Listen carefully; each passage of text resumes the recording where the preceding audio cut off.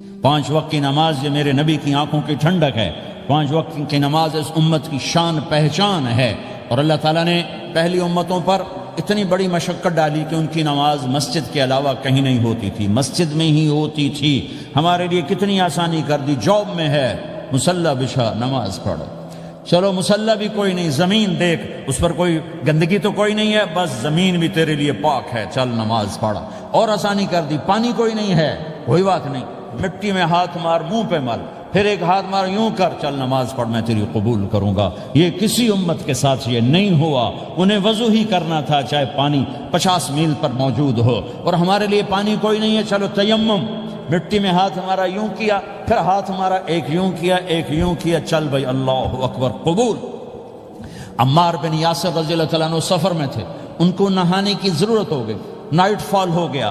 تو انہوں نے سوچا کہ ویسے تو آدمی کو وضو کی ضرورت ہوتی ہے تو خالی منہ پہ ہاتھ مارا اور یوں کونیوں تک، لیکن مجھے تو غسل کی ضرورت ہے، تو خالی اس سے تو کافی نہیں ہوگا. تو انہوں نے کپڑے اتارے، اکیلے تھے، ریت کے اوپر کبھی یوں لیٹے کبھی یوں لیٹے کبھی یوں لیٹے، 3-4 دفعہ یوں یوں اور یوں رول ہوتے ہوتے پھر انہوں نے نماز پڑھی. آئے اللہ کے نبی کی بارگاہ میں، یا رسول اللہ مجھے رات کو نہانے کی ضرورت پڑ گئی. تو میں نے کہا وضو کے لیے تو خالی یہ 2 دفعہ کرنا کافی ہے، تو یہ تو نہانا تھا، تو میں تو ریت میں خوب رول ہوتا رہا. میرے نبی نے انما یکفیک ضربتان، ارے سیدھے بندے عمار، اس کے لیے بھی اتنا ہی کافی تھا کہ تو یوں کرتا اور یوں کرتا اور تو پاک ہو جاتا. اللہ نے اس نبی کے طفیل، اس محبوب مصطفیٰ صلی اللہ علیہ وسلم کے طفیل، اللہ نے کیا کیا سہولتیں اور آسانیاں ہمیں عطا فرمائی. پھر نماز 4 کی 2 رکعت کر دی کہ بھئی تم مسافر ہو 2 پڑھو. روزے میں سفر میں روزہ معاف کر دیا، بعد میں رکھ لینا، بعد میں رکھ لینا، قضا کرنے کو حکم، بالکل چھوڑنے کا نہیں. اور کہا کہ بھائی مریض ہو چھوڑ دو، مسافر ہو چھوڑ دو، اور نماز 2 رکعت کر دو، سنتیں چھوڑ دو. ابن عمر رضی اللہ تعالیٰ عنہ بیٹھے تھے تو انہوں نے 2 رکعت پڑھ کے بیٹھ گئے. تو ان کے خادم نے کہا سنتیں نفل نہیں پڑھو گے؟ کہا اگر پڑھنا ہوتا تو 4 فرض پڑھتا میں، میرے اللہ نے معافی دے دی تو میں کیوں پڑھوں؟ میرے نبی نے سفر میں سنتیں نہیں پڑھی کبھی، اپنی امت کو سہولت دینے. فجر کی سنتیں 2 پڑھتے تھے، اس کے علاوہ سنتیں نہیں پڑھی تاکہ میری امت کو سہولت ہو، آسانی ہو. ایک دفعہ بارش ہو رہی تھی اور کوئی جگہ نہیں تھی نماز پڑھنے کے لیے، تو آپ نے اپنی اونٹنی کو آگے کیا اور اس پر بیٹھ گئے. بیٹھے ہی تھے، پیچھے صحابہ نے اونٹنیوں پر ہی صفیں بنائیں اور یہ نماز اونٹنی پہ بیٹھ کر ادا کی گئی. بارش کے اندر نماز اونٹنی کے اوپر نماز بھی ہو گئی، رکوع بھی ہو گیا، سجدہ بھی ہو گیا، سلام بھی ہو گیا. پہلی امتوں کے لیے نہیں تھا، سجدہ ہی کرنا پڑے گا.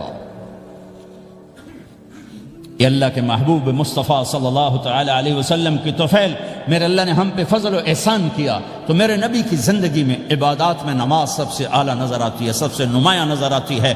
اور پھر بازار میں، گھر میں، دفتر میں، ماحول میں میرے نبی کے اخلاق، یہ زندگی کا دوسرا روشن پہلو ہے. میرے نبی کی ساری زندگی 2 لفظوں میں آتی ہے، عبادت اخلاق، عبادت اخلاق. یا 2 اور لفظ، حقوق اللہ حقوق العباد، حقوق اللہ حقوق العباد.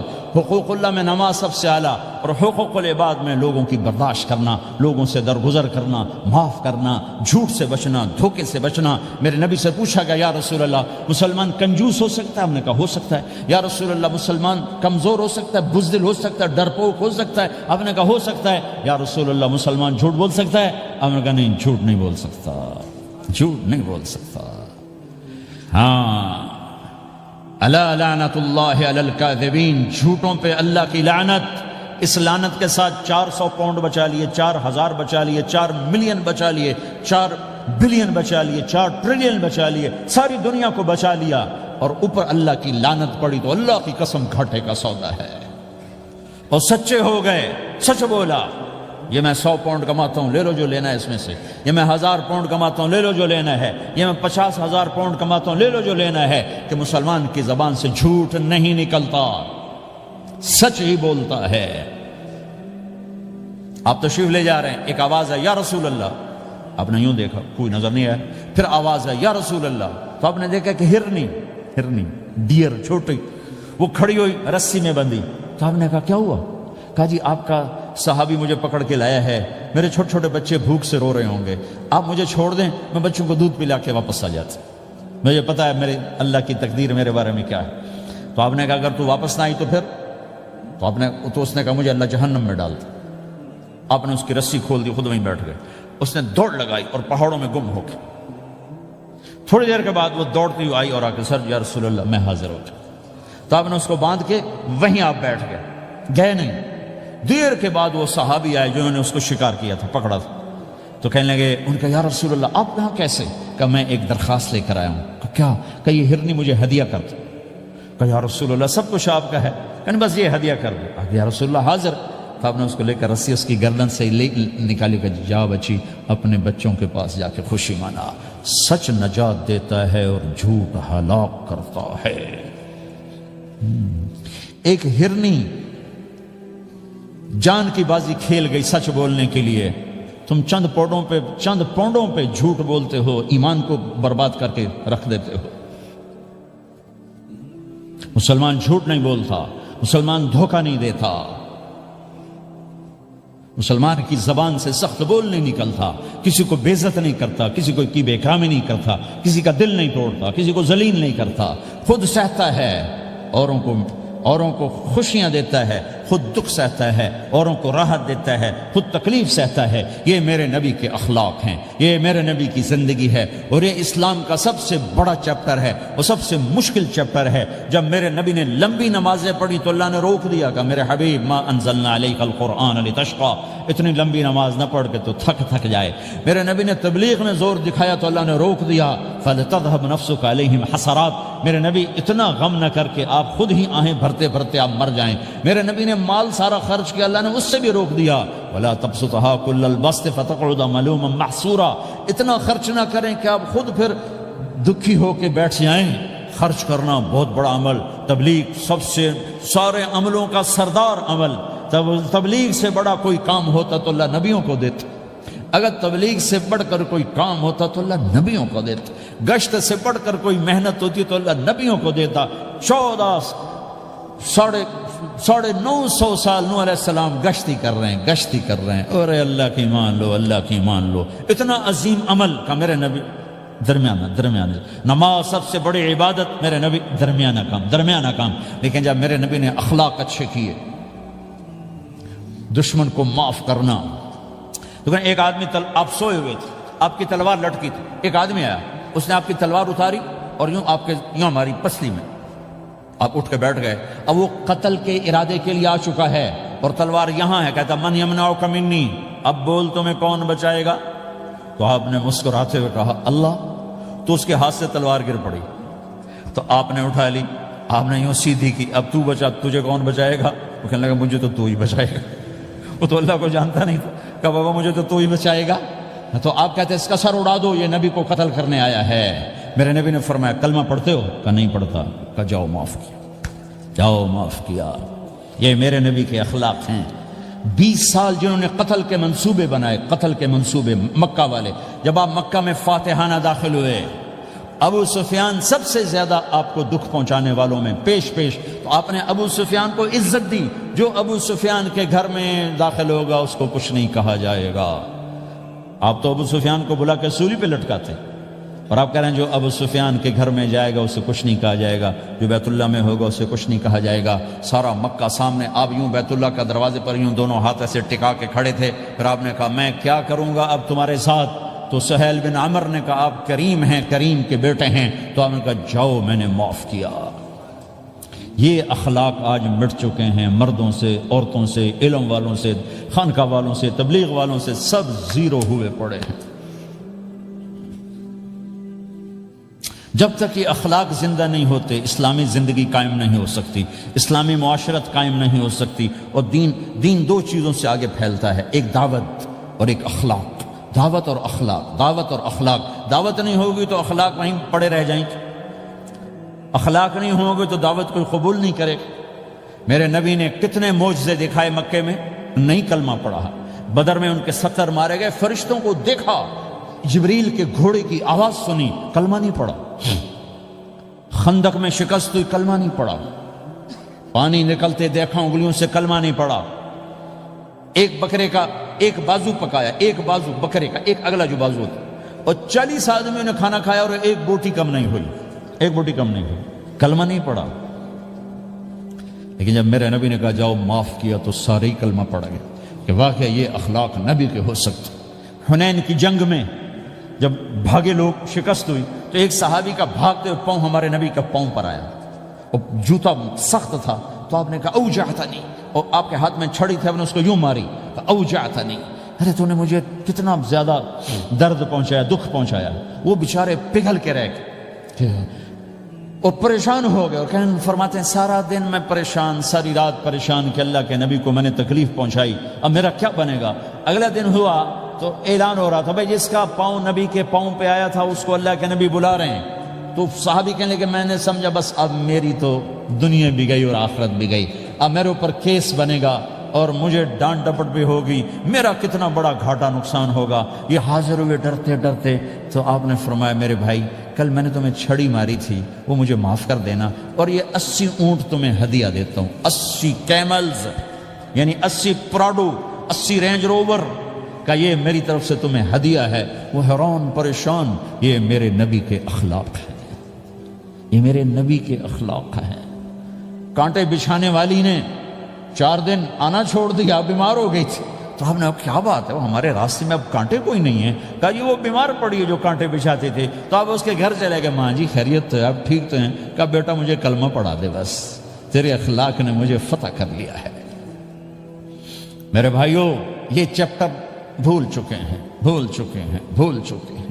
جب تک یہ چیپٹر زندہ نہیں ہوگا زندگی اسلامی نہیں بنے گی، معاشرہ اسلامی نہیں بنے گا، اور آگے قوموں کے لیے اسلام کا دروازہ نہیں کھلے گا۔ ہمیں معاف کرنا آتا ہو، ہمیں گالی دینے والے کو دعا دینا آتا ہو، غیبت کرنے والے کی تعریف آتی ہو، اور غیبت کرنے سے، غیبت سننے سے اپنے آپ کو ایسے بچاؤ جیسے زہر سے بچاتے ہو، اسے آگ سے بچاتے ہو۔ ایک دوسرے کو نفرت کا بول نہ بولو ورنہ ساری زندگی تباہ و برباد ہو جائے گی۔ میرے رب کی قسم، میرے نبی نے کہا ایک زبان کا بول انسان بولتا ہے اور جہنم کی گہرائیوں میں گر جاتا ہے، اور ایک زبان کا بول انسان بولتا ہے اور جنت کے درجات پر چڑھ جاتا ہے۔ یہ زبان بہت طاقتور چیز ہے، میں ہر بیان میں اس کو دہرا رہا ہوں کہ جتنا یہ عمل ختم ہو چکا ہے اتنا کوئی عمل بھی نہیں ختم ہوا ہے۔ اور ایک صحابی ہیں ابو دجانہ۔ کون ابو دجانہ؟ السابقون الاولون من المہاجرین والانصار، اس میں پہلی صف کے صحابہ۔ کون ابو دجانہ؟ جب آپ حج پر گئے تو اپنی جگہ مدینے کا امیر ابو دجانہ کو بنایا۔ ابو دجانہ حج میں شریک نہیں ہوئے کہ آپ نے اپنی جگہ ان کو اپنا نائب بنا کے وہاں کھڑا فرمایا ابو دجانہ میری جگہ پر مدینے کا امیر ہے، یہ وہ ابو دجانہ ہیں۔ کون ابو دجانہ؟ جو جنگ بدر سے لے کر آخری حج تک ہر سفر میں شریک ہیں، ہر سفر میں شریک ہیں۔ ان کی ایک بات میں بتانا چاہتا ہوں، پہلے تھوڑی سی ان کی ہسٹری بتانا چاہتا ہوں۔ کون ابو دجانہ؟ احد کی جنگ میں آپ نے تلوار اٹھائی، کہ اس تلوار کو کون لے گا؟ کئی صحابہ کھڑے ہو گئے، آپ نے کہا اس تلوار کا حق کون ادا کرے گا؟ سارے بیٹھ گئے، 3 آدمی کھڑے رہے، ایک زبیر بن عوام، ایک عمر بن خطاب، ایک ابو دجانہ۔ ان کا نام ہے سماک بن خرشنہ، سماک بن خرشنہ ان کا نام ابو دجانہ سے مشہور ہے۔ تو آپ نے تلوار نہ عمر کو دی، نہ زبیر کو دی، ابو دجانہ کو دی۔ تو عمر رضی اللہ عنہ نے تو محسوس نہیں کیا، حضرت زبیر نے محسوس کیا کہ اس کو کیوں دی، مجھے کیوں نہیں دی؟ میں مہاجرین میں سے ہوں، میں پھوپھی کا بیٹا ہوں، میں اس سے دلیری میں کم نہیں ہوں۔ بلکہ حضرت زبیر کی دلیری کی تو دھک تھی، جدھر سلوار چلتی تھی کاٹتی چلی جاتی تھی، کہنے کہ میں دیکھوں گا یہ کیا کرتا ہے۔ تو ابو دجانہ کے پیچھے پیچھے زبیر ہو لیے، تو ابو دجانہ نے جو حملہ کیا تو 3000 کا لشکر تھا، اس کو چیر کے پار نکل کے، پورے لشکر کو کاٹ کے پار نکل کے، اور آگے عورتیں کھڑی تھیں جو مکے کے لشکر کو تیار کر رہی تھیں۔ نحن بنات طارقی نمشی علی النمارق مشی القتل بوارق المسک فی المخالق المسک فی المفارق والذر فی المخالق ان تقبلوا نعانقی وتدبروا نفارقی فراق غیر وامقی۔ یہ گانا گا رہی تھیں اور ان کو تیار کر رہی تھیں۔ تو جب ابو دجانہ کی تلوار نظر آئی تو سب بھاگی، ہندا پکڑی گئی، تو آپ نے یوں اپنی تلوار ہندا کے سر پر رکھی، انہوں نے چیخ ماری، تلوار ہٹا لی۔ تو زبیر پیچھے پیچھے کہ کیا کیا ہے؟ جنگ میں اگر کوئی عورت حصہ لے اسے مارنا جائز ہے، ویسے جائز نہیں ہے، عورت کو، بچے کو، بوڑھے کو ہاتھ لگانا جائز نہیں ہے۔ تو انہوں نے کہا تلوار کیوں نہیں چلائی؟ کہا میرے محبوب کی تلوار ہے، عورت کے خون سے رنگین کر کے اس کی شان نہیں گھٹانا چاہتا، یہ میرے نبی کی تلوار۔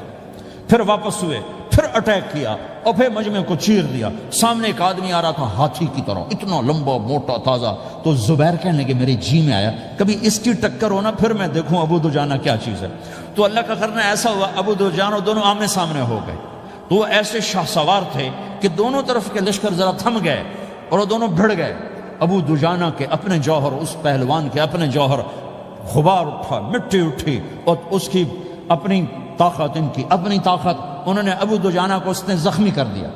ابو دجانہ نے جو جوش میں آ کے ماری تلوار، اس کو لگی یہاں، تو اتنی طاقت سے لگی کہ اس کے نیچے اتر کر 2 ٹکڑوں میں تقسیم کر دی۔ یوں ماری تو ایک حصہ ادھر ایک حصہ، پھر یوں دیکھا اور اپنے چہرے سے لوہے کی ٹوپی اتاری، اما ترا انا ابو دجانہ، کیا دیکھ رہے ہو؟ میں ہوں ابو دجانہ، تلوار صحیح لی ہے میں نے، غلط نہیں لی۔ یہ ابو دجانہ ہیں۔ اور جب شکست ہو گئی احد کی جنگ میں، اور پھر 10-12 آدمی نے آپ کو گھیرے میں لیا ہوا تھا، ان میں ایک ابو بکر تھے، عمر تھے، علی تھے، طلحہ تھے، زبیر تھے، سعد بن ابی وقاص تھے، اور سہل بن حنیف تھے، عبادہ قتادہ بن نعمان تھے، اور ابو دجانہ تھے رضی اللہ تعالی عنہم۔ ان میں سے ایک ابو دجانہ بھی تھے، اور یمامہ کی جنگ میں ابو دجانہ شہید ہوئے، یمامہ کی جنگ میں شہید ہوئے۔ یہ ابو دجانہ کی تھوڑی سی سیرت آپ کے سامنے آئی ہے۔ اس کے بعد اب آپ ان کے قول کو سنو تاکہ اس کا وزن آپ کے سامنے آئے۔ یہ بدر کے شریک ہیں، اللہ کے نبی نے کہا بدر کا صحابی جو مرضی کرے بخشا گیا۔ یہ صلح حدیبیہ کے شریک ہیں، اللہ نے قرآن میں کہا لقد رضی اللہ، میں ان سے راضی ہو گیا۔ یہ صحابی ہیں، اللہ نے کہا کلا وعد اللہ الحسنی، اے میرا نبی تیرے ہر صحابی کے لیے جنت کا وعدہ ہے۔ اور اب یہ کیا کہتے ہیں؟ یہ کیا کہتے ہیں لوگو؟ ان ارجع عملی عند، لوگو میرے پاس، ابو دجانہ میرے پاس بخشش کا سب سے بڑا عمل جانتے ہو کیا ہے؟ بدر نہیں، احد نہیں، حدیبیہ نہیں، خندق نہیں، خیبر نہیں، فتح مکہ نہیں، آخری حج نہیں۔ کیا ہے؟ کیا ہے لوگو؟ ان ارجع عملی عندی، میرے پاس آخرت میں بخشش کا سب سے بڑا عمل بس ایک ہے کہ ما آذیت احدا بلسانی، میں نے اپنی زبان سے کبھی کسی کو دکھ نہیں پہنچایا۔ ولا اجد فی قلبی غلا لاحد، اور میرے دل میں کسی کے لیے بغض کوئی نہیں ہے، بس یہ میری بخشش کا عمل ہے۔ تو بھائیو، نبی کے اخلاق میں 2 چیزیں لے لو، ایک زبان سے کسی کو دکھ نہ دو، ایک دل میں کسی کا بغض نہ رکھو۔ اللہ کی قسم بغیر حساب کتاب کے جنت میں جاؤ گے۔ بڑے بڑے جنید بغدادی اور بڑے بڑے معرفت والے تمہیں دیکھتے رہ جائیں گے، تمہاری رفتار اتنی تیز ہوگی کہ تمہیں وہی پکڑ سکے گا جس کا یہ 2 عمل تم سے زیادہ اچھا ہوگا۔ جس روڈ پہ رش ہوتا آپ وہاں سے گاڑی ہٹا لیتے ہو، ادھر نہیں جانا، ادھر رش ہے، وہ سائن وغیرہ آپ کو آ جاتے ہیں کہ ادھر بلاک ہے، ادھر نہیں جانا، ادھر جانا ہے۔